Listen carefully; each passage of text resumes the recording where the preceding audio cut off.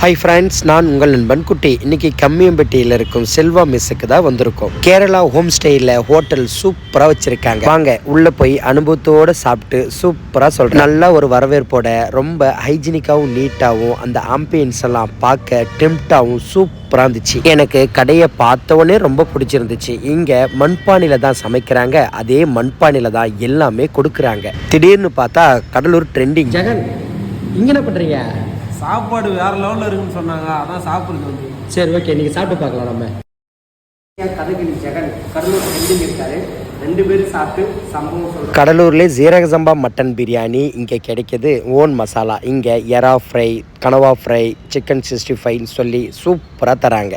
பிரியாணிலேருந்து அல்ல மட்டன் பீஸாக வருது. எப்பவுமே நீங்கள் தான் சாப்பிட்டு சொல்லுங்கள், இன்னைக்கு நான் சாப்பிட்டு சொல்கிறேன். சரி, ஓகே.